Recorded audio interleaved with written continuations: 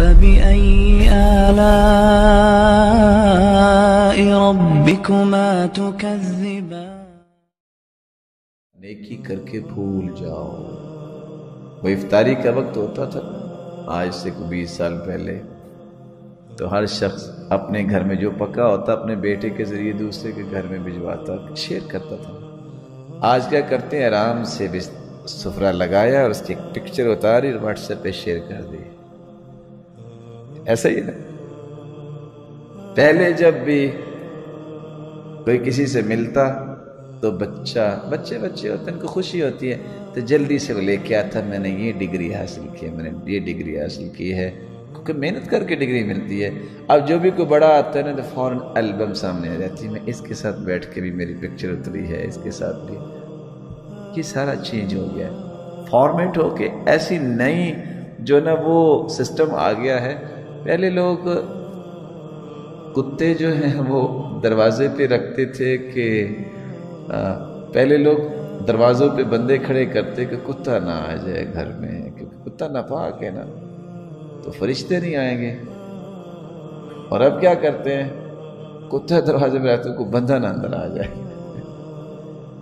پرانے زمانے میں لوگ کیا کرتے تھے، زیادہ سے زیادہ جو خراب لوگ تھے وہ کھانا گھر میں پکاتے تھے اور گھر والے بیٹھ کے بس دیکھتے تھے، ناچنے والیاں باہر سے آتی تھی.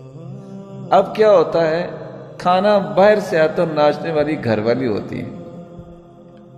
پورے کا پورا سسٹم چینج ہوا ہے اور ریاکاری کا ایسا وسیع بازار کھڑا ہو گیا ہے کہ آپ حیران ہوں گے. اللہ کے رسول صلی اللہ علیہ وسلم کا طریقہ تھا، کان اذا سافر ورا بغیری، آپ جب سفر کرتے تو آپ کیا کرتے، ادھر جانا ہے تھوڑا سا چلتے، رخ بدل لیتے دشمن کے وار سے اور اس کی پلاننگ سے بچنے کے لیے. ہم ہر تیسرے منٹ فیس بک پہ پکچر آ رہی ہے، اس وقت میں یہاں ہوں، اس وقت میں یہاں ہوں.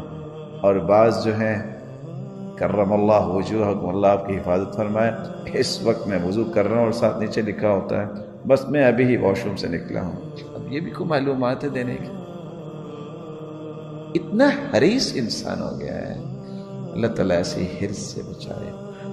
صحابہ کرام، تابعین، تبع الاتباع شہرت کو مصیبت سمجھتے تھے. نتق اللہ عبد فحب الشہرہ، جو شہرت چاہتا ہے پوری زندگی متقی نہیں بن سکتا. ما صدق عبد قط فحب الشہرہ، شہرت کا حریص پوری زندگی صداقت نہیں لے سکتا. یہ ضرور جھوٹ بولے گا، ضرور جھوٹ بولے گا. رومیوں کے ساتھ جب مسلمانوں کی جنگ ہوئی، اور آپ کو پتہ اس وقت مبارزت ہوتی تھی، ایک رومی آیا، ایک مسلمان شہید ہو گیا، دوسرا گیا شہید ہو گیا، تیسرا گیا شہید ہو گیا. ایک شخص آیا وہو متلسم، اس نے اپنے چہرے کو ڈھانپا ہوا اور اس نے کہا اللہ اکبر، رومی کے ٹکڑے کر دیے. رومیوں کو یہ محسوس ہوا کہ شاید کوئی فرشتہ آ گیا. بدن میں بھی آئے تھے تو آج پھر آ گیا ہوگا. وہ ڈر گئے.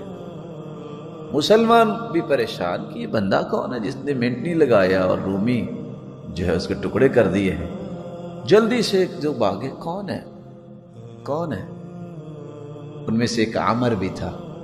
کہتے اوہ عبداللہ بن مبارک. تو عبداللہ بن مبارک رونے لگ گئے. کہتے عمر، مجھے نہیں پتا تھا کہ ذلیل کرنے والوں میں تم سر فہرست ہو گئے. تم نے میرا نام کیوں لیا؟ کیا کہہ رہے ہیں کہ مجھے نہیں پتا تھا کہ ذلیل کرنے والوں میں سے تم سر فہرست ہو گئے. تو اس طرح کی باتوں کو ذلت سمجھتے تھے، جس کو آج ہم نے ایک ٹرینڈ بنا لیا اور اپنے اعمال کو ضائع کرنے کا بہترین ایک پلاننگ پیش کر لیا.